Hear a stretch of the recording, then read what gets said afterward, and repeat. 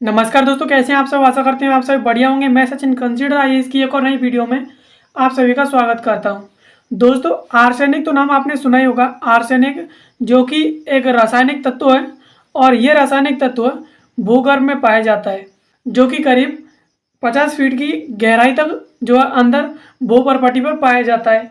और यह रासायनिक तत्व धीरे धीरे हमारे शरीर तक पहुंचता जा रहा है। और मोस्टली इससे होता क्या है कि ये स्किन कैंसर का कारक है और इससे ज़्यादातर स्किन कैंसर हो जाता है। और ये आर्सेनिक तत्व अब धीरे धीरे फसलों के जरिए और पीने के पानी के जरिए हमारे शरीर तक पहुंचता जा रहा है। अभी हाल ही में एक रिपोर्ट आई है, उस रिपोर्ट के अनुसार पता चला है कि सरकार ने जो मानक तय किए थे उन मानकों से अधिक ये जो आर्सेनिक तत्व है, इसे हल्का जहर भी कहा जाता है, ये हमारे शरीर में पहुंचता जा रहा है और हमारे शरीर के लिए ये बहुत ज़्यादा घातक है। सरकार ने अभी रिपोर्ट जारी की है, तो चलिए उसे समझ लेते हैं। पहले बात करें खबर की, तो खबर है सावधान, आपके पानी ही नहीं अब धान गेहूं और आलू में भी मिल रहा है धीमा जहर और बड़े खतरे के हैं संकेत। ये न्यूज़ है जिसे लेकर ये तत्व चर्चा में आया है। चलिए इसके प्रमुख और महत्वपूर्ण बिंदुओं के बारे में चर्चा कर लेते हैं। तो महावीर कैंसर शोध संस्थान की ओर से किए गए एक शोध में पाया गया कि प्रदेश में धान गेहूं एवं आलू में आर्सेनिक की मात्रा मानक से ज़्यादा पाए गए हैं। और धान में तय मानक 200 माइक्रोग्राम प्रति किलोग्राम आर्सेनिक होना चाहिए, जबकि इसकी मात्रा है वो 821 मिली है। यानी धान में जो इसकी मात्रा मानक के अनुसार तय की गई है वो 200 माइक्रोग्राम प्रति किलोग्राम के हिसाब से है, लेकिन ये 821 मिली है, जो कि बहुत ज़्यादा चिंताजनक विषय है। और इसी गेहूं में 100 माइक्रोग्राम प्रति किलोग्राम के बजाय 775 के 75, तो आलू में 500 माइक्रोग्राम प्रति किलोग्राम की जगह 1450 मात्रा इसकी मिली है।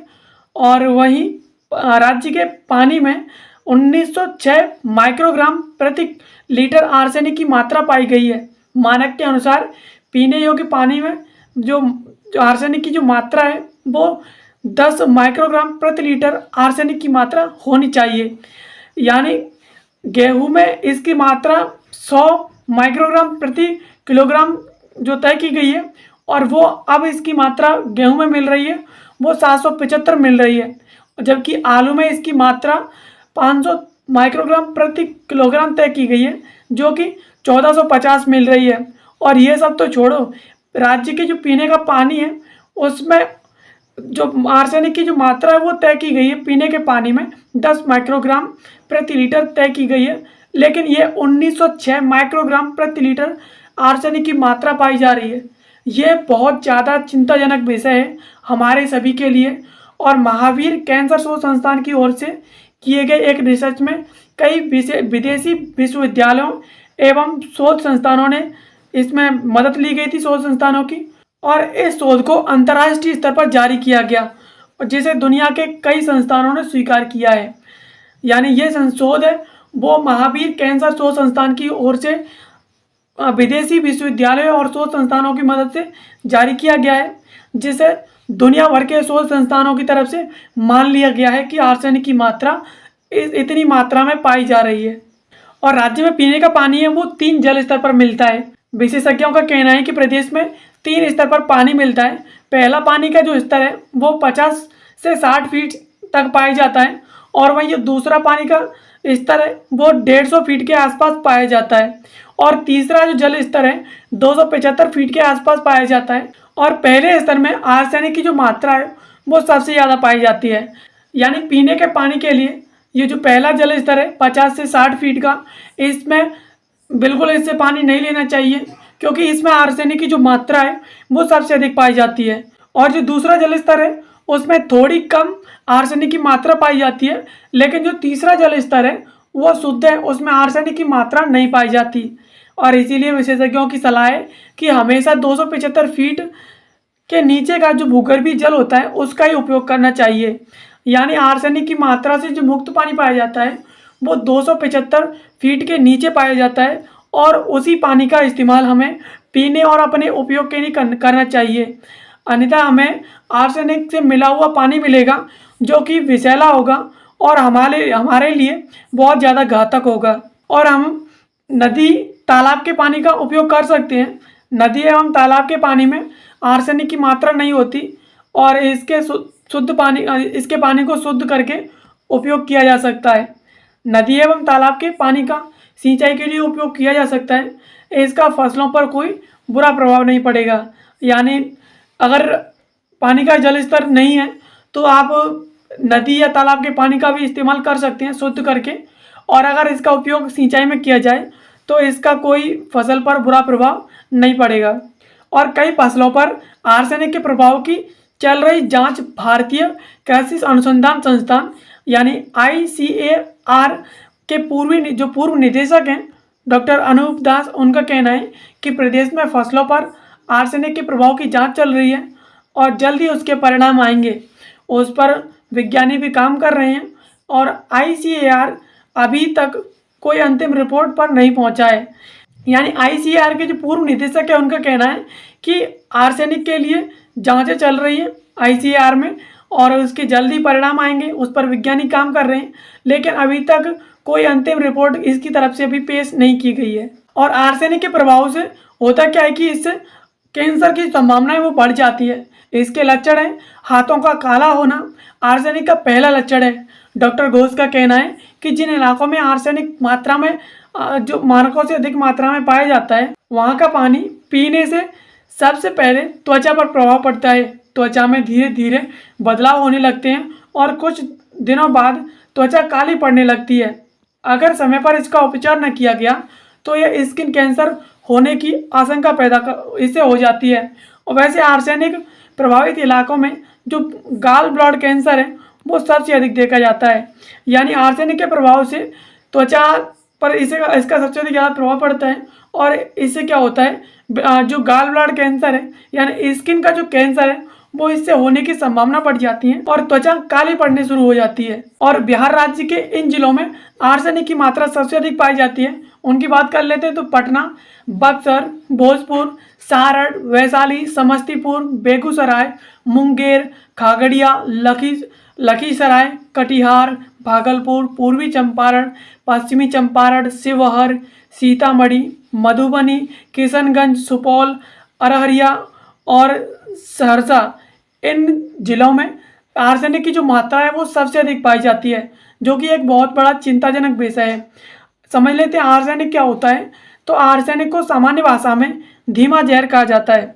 यह पानी में घुलनशील रासायनिक तत्व है और मुख्यतः यह भूगर्भीय जल में पाया जाता है। पेयजल के माध्यम से यह मानव शरीर में पहुंचता है और कैंसर जैसी बीमारी को पैदा कर देता है। यानी इसे धीमा जहर कहा जाता है और ये एक रासायनिक तत्व है जो पानी में घुल जाता है और भूगर्भीय जल में पाया जाता है। और इसके लिए महावीर कैंसर शोध संस्थान पिछले 5 वर्षों से इस पर रिसर्च कर रहा था। महावीर कैंसर शोध संस्थान के जो अध्यक्ष हैं प्रोफेसर अशोक घोष, उनका कहना है कि राज्य के पानी में आर्सेनिक की मात्रा एवं उसके फसलों पर प्रभाव को लेकर वर्ष 2019 में शोध शुरू किया गया था और इस प्रोजेक्ट पर 2023 तक शोध किया गया। इसमें पटना, भोजपुर, समस्तीपुर एवं भागलपुर से नमूने लेकर जांच की गई, जिसमें मानक से ज़्यादा आर्सेनिक की मात्रा पाई गई। उसी तरह राज्य के अन्य जिलों में भी इसका जो प्रभाव है वो पड़ने की आशंका जताई जा रही है। यह सेहत के लिए बहुत ज़्यादा खतरनाक है। यानी इस पर बीते 5 सालों से शोध किया जा रहा है और शोध में पटना, भोजपुर, समस्तीपुर, भागलपुर से नमूने लिए गए, जिसमें आर्सेनिक की मात्रा सबसे अधिक पाई गई। और इसके बाद राज्य में जो अन्य जिले हैं उनमें भी इसका प्रभाव पड़ने की आशंका जताई जा रही है। तो दोस्तों, इस वीडियो में हमने बात की कि अभी हाल ही में महावीर कैंसर शोध संस्थान की तरफ से एक शोध किया गया था, जिसमें पाया गया कि आर्सेनिक की मात्रा है वो सबसे अधिक मात्रा में, मानकों से अधिक मात्रा में पाई जा रही है और इससे गॉल ब्लैडर कैंसर और स्किन कैंसर होने की संभावनाएं वो हद से ज़्यादा बढ़ती जा रही हैं। और इसकी जो मात्रा है वो मानकों से अधिक पानी में और फसलों में, मुख्यतः गेहूं और धान में पाई जा रही है। और इसके अलावा आर्सेनिक जो पाया जाता है दोस्तों, वो एक तत्व है जो कि भूपर्पटी पर पाया जाता है और आर्सेनिक की जो मात्रा है वो सबसे अधिक 75 फीट तक पाई जाती है और इससे 150 150 फीट तक भी इसकी मात्रा पाई जाती है। और अगर शुद्ध जल लेना है यानी जिसमें आर्सेनिक की मात्रा ना हो तो 275 फीट से नीचे का पानी का इस्तेमाल करना चाहिए। और इसके अलावा अगर पीने के पानी के तौर पर और फसलों में अगर इस्तेमाल किया जाए, आप नाले और तालाब का पानी का भी स्वच्छ इसे फ़िल्टर करके इसका इस्तेमाल कर सकते हैं। और इसके अलावा हमने समझा कि इस पर महावीर कैंसर शोध संस्थान पिछले 5 वर्षों से इस पर शोध कर रहा था और उसके बाद पता चला कि इसकी जो मात्रा है वो सबसे अधिक मानकों से अधिक पाई जा रही है।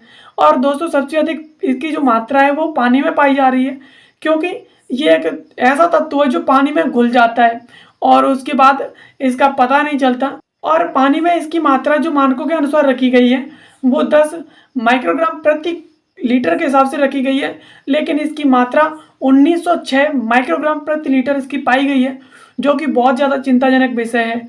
और इस पर लगातार ICAR जो है वो शोध कर रही है और उसके बाद अभी तक कोई रिपोर्ट नहीं आई है, लेकिन जल्द ही इसको भी कोई रिपोर्ट पेश होगी जिसमें इसके खुलासे होंगे कि आखिरकार ये और कहाँ-कहाँ पर पाई जा रही है।